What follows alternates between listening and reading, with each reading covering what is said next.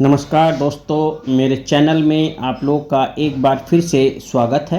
मैंने अपनी पिछली वीडियो में प्राचीन भारत से संबंधित आप लोगों को बहुत सारी इन्फॉर्मेशंस दी हैं और मैंने आप लोगों को बताया था कि भारतीय इतिहास को जानने के जो साहित्यिक स्रोत हैं वो किस तरीके से लाभकारी हुए हैं। मैंने पार्ट 1 रिलीज़ किया था।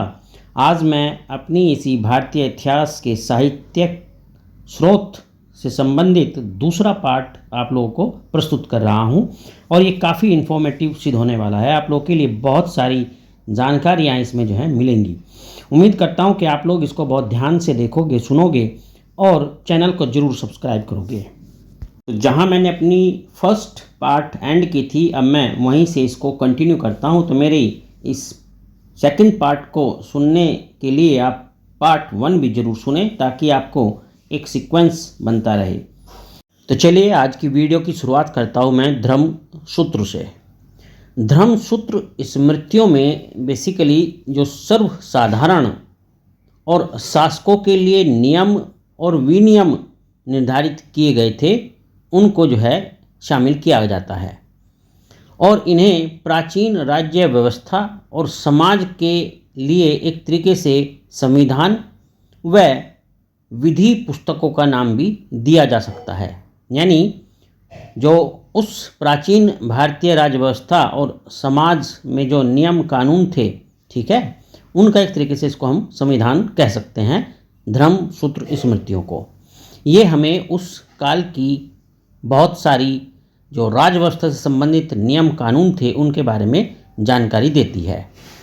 और ये जो धर्मसूत्र स्मृतियां हैं इन्हें धर्मशास्त्र भी कहा जाता है।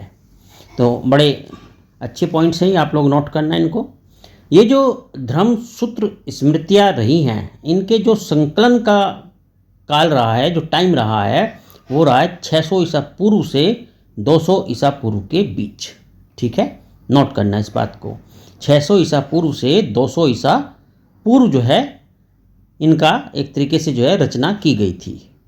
अब इसमें मनुस्मृति और याज्ञवल्क्य, ठीक है, मनुस्मृति और याज्ञवल्क्य स्मृति बहुत प्राचीन है। कह सकते हो कि वे सर्वाधिक प्राचीन हैं और सर्वाधिक प्रसिद्ध भी हैं। और अब आगे बात करूंगा मैं कौटिल्य के अर्थशास्त्र की, जो मौर्य काल में लिखा गया है। और ये जो कौटिल्य का अर्थशास्त्र है इससे आप सब लोग भली भांति परिचित होंगे क्योंकि ये बहुत ही प्रसिद्ध जो है ग्रंथ रहा है राजतंत्र से संबंधित इन्फॉर्मेशंस देने के लिए।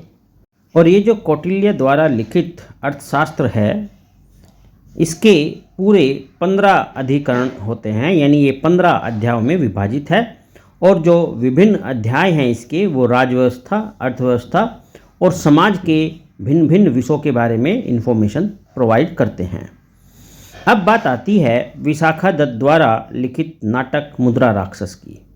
जो मुद्रा राक्षस नाटक रहा है काफ़ी प्रसिद्ध ग्रंथ रहा है ये भी, और ये विशाखा दत्त द्वारा लिखा गया है और इसमें भी समाज और संस्कृति की बहुत अच्छी झलक दिखाई पड़ती है।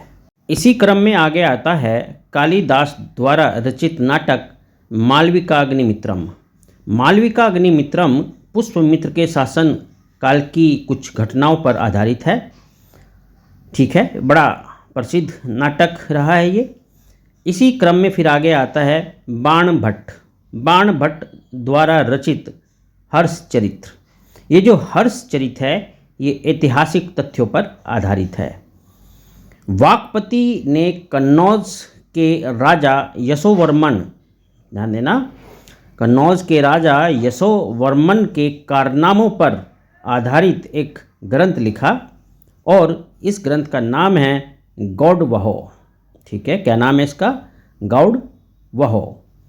और ये जो पुस्तक लिखी थी किसने लिखी थी? वाकपति ने। ठीक है, अब अगला जो नाम आता है वो आता है विल्हन का। विल्हन के द्वारा जो पुस्तक लिखी गई उसका नाम था विक्रमांक देव रचित। ये जो विक्रमांक देव रचित जो है उन्होंने लिखी, ठीक है, ये उत्तरवर्ती चालुक्य राजा विक्रमादित्य छठे यानी सठ जिसको बोलते हैं संस्कृत भाषा में, तो चालुक्य राजा विक्रमादित्य सठ के विजय का वर्णन ये करती है।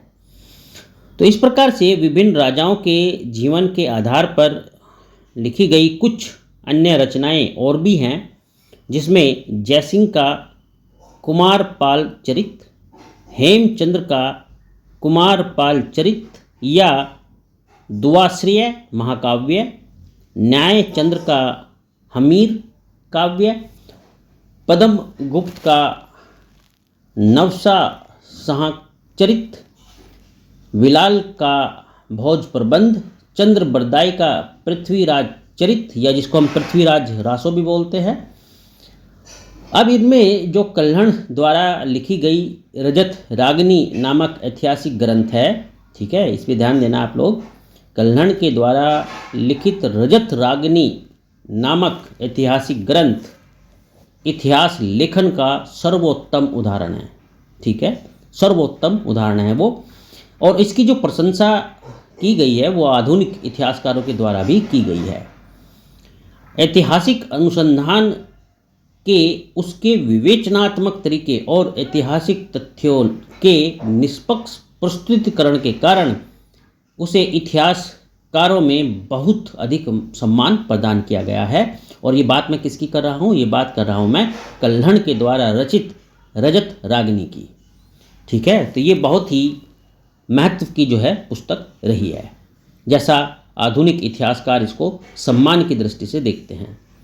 अब बात आती है संगम साहित्य की। संगम साहित्य में दक्षिण के 3 राज्य चोल, चेर और पांड्य की संस्कृति के बारे में हमें इन्फॉर्मेशन मिलती है, ठीक है।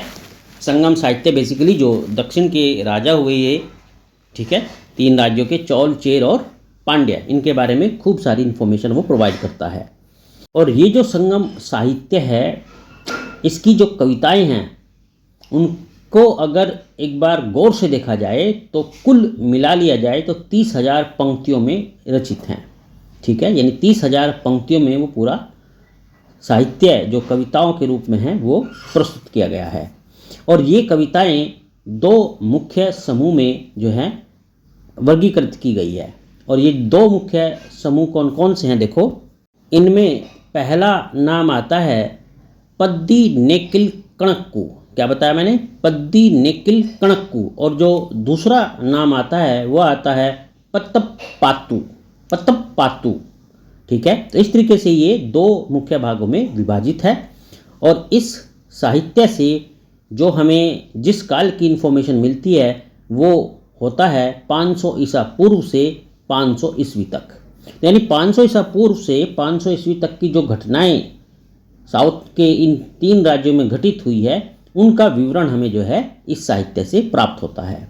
तो दोस्तों ये था कुछ खास इन्फॉर्मेशन जो मैंने आप लोगों के लिए कलेक्ट की कि किस तरीके से भारतीय इतिहास के जानकारी के लिए ये साहित्यिक स्रोत जो हैं बड़े लाभकारी सिद्ध होते हैं।